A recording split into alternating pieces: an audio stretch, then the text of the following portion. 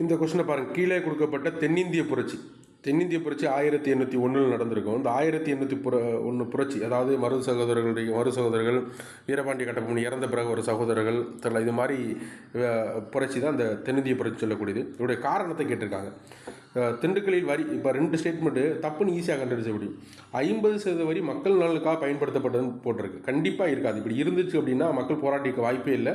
அப்போ முழுவதுமாக 2 தப்பு அப்படிங்கிறப்ப என்ன கேட்டீங்கன்னா 2 இங்கெல்லாம் சரின்னு இருக்கோ ஆன்சர் அடிச்சு விட்ற வேண்டியதான். இதில் அதுக்கடுத்து பாருங்க வருங்க. பிரிட்டிஷார் மன்னரிடம் கடன் பெற்றனர். ஏன்னா ஸ்டேட்மெண்ட் ஸ்கூல் புக்கில் இல்லை, இந்த இது வேண்டாம் ஸ்கூல் புக்கில் இருக்கும். பிரிட்டிஷார் மன்னரிடம் கடன் பெற்ற, பிரிட்டிஷாருக்கு மன்னரிடம் போய் கடன் வாங்க போகிறாங்க. மன்னர்கள் கடன் பெற்றது தான் இந்த பாளையக்காரர்களை கைப்பற்றுறதுக்கு காரணம் அமைஞ்சது. அப்போ 3மே என்னது தப்பு தான். தெரியல, இந்த 2, 3 தப்பு அப்படின்னு கண்டுபிடிச்சாலே இது 2மே ஈஸியாக கண்டுபிடிக்க முடியும். மித்த 2ஐயும் வச்சு என்ன செஞ்சிடலாம். திண்டுக்கல் 25 வரி உயர்த்தப்பட்டது, 1798 பஞ்சம் ஏற்பட்டது, 2 சரியானது. அப்போ அதன் அடிப்படையில் பார்த்தா 1, 4 சரி, இதுதான் ஆன்சராக இருக்குது. தெரியல, இது 2 ஸ்டேட்மெண்ட்டை படித்து பார்த்தாலும் ஈஸியாக புரிஞ்சுக்கிற முடியும்.